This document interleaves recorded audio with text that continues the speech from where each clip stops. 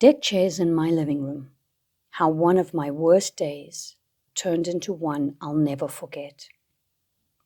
In late 2017, I moved to San Antonio, Texas, from Perth, Western Australia, on a wish and a promise. My 16-year-old kitty cat in tow. After some frustrations trying to get an apartment rental with only a tourist visa and a bank account statement to show sufficient funds, some angels, disguised as apartment managers, gave me a shot. I had been living in a motel for 10 days after a few weeks of sleeping on a friend's blow-up mattress and was tired of being in limbo as I searched desperately for homes and jobs. On the day we moved in, however, things didn't go exactly as planned. In fact, they were downright disastrous. Upon arriving at the apartment complex at the prearranged time of 10 a.m., I was informed that my apartment was not yet ready. Apparently, it needed some work done after the last tenant left and the cleanup was still in progress. I was assured that this would be done by 5 p.m.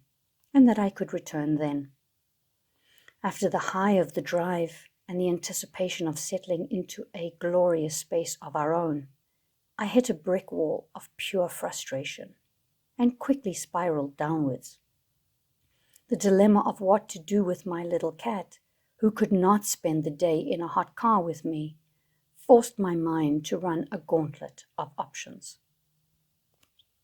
Can I shut him in the bathroom of the apartment until the painting and carpets are ready? I asked hopefully. No, we can't be responsible for that, she replied emphatically.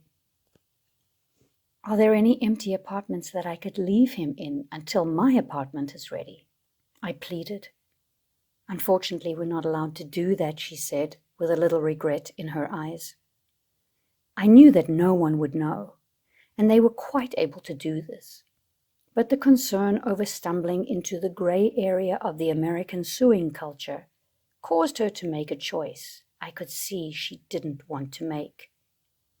I said that I needed a moment to think and disappeared upstairs to the tenant's lounge to figure out a solution, knowing that Jamie was still locked in my car and the day was heating up.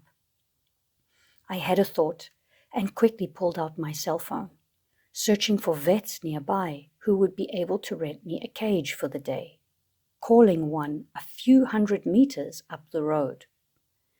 Yes, we have a space for him, the kind voice drawled in a southern twang after I had quickly rattled off my dilemma.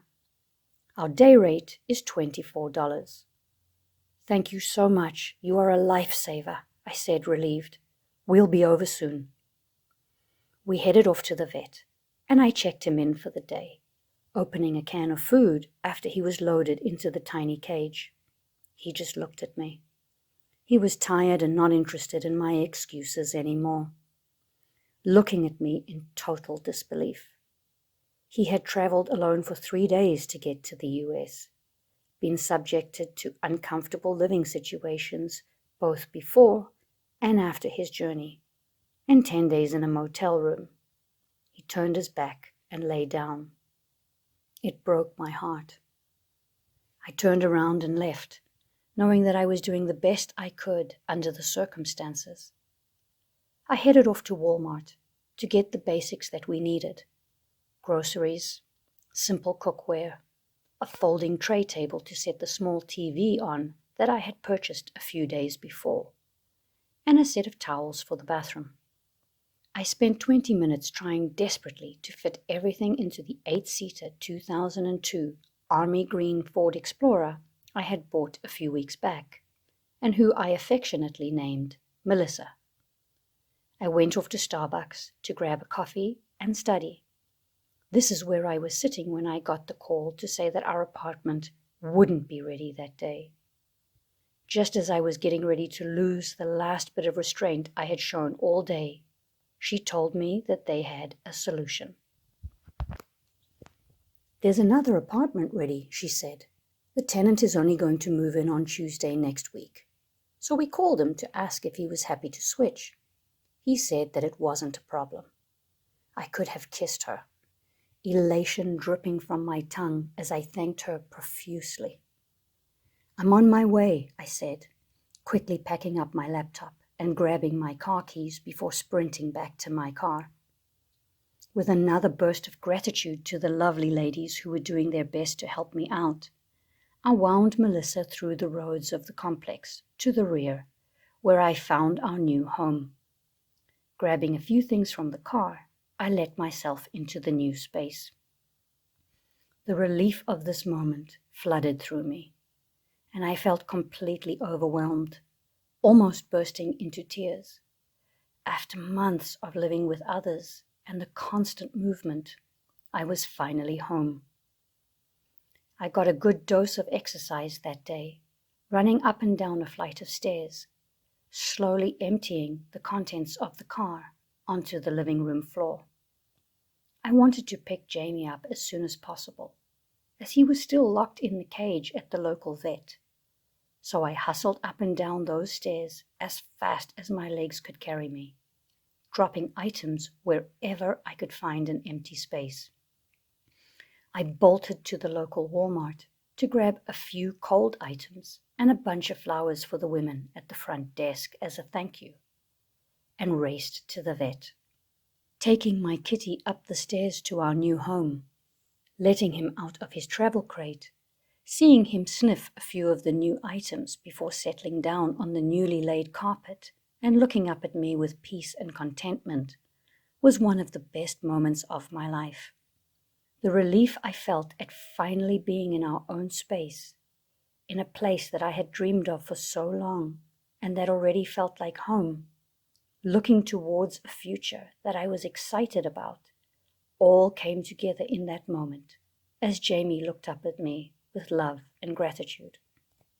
I busied myself unpacking and creating a comfortable space for us to sleep that night. The stress and frustration of the last 2 weeks started to drain out of me as I made up the memory foam mattress on the floor of the bedroom.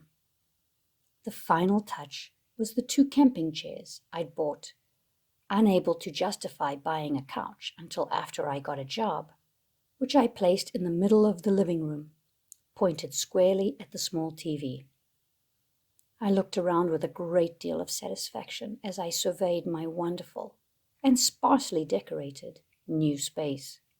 After a hot shower, I plopped down in one of the deck chairs and settled Jamie into the other as I rested my hand wearily but gratefully on his soft fur, enjoying the feeling of relief that had washed over the both of us. After 3 long months, we were finally home.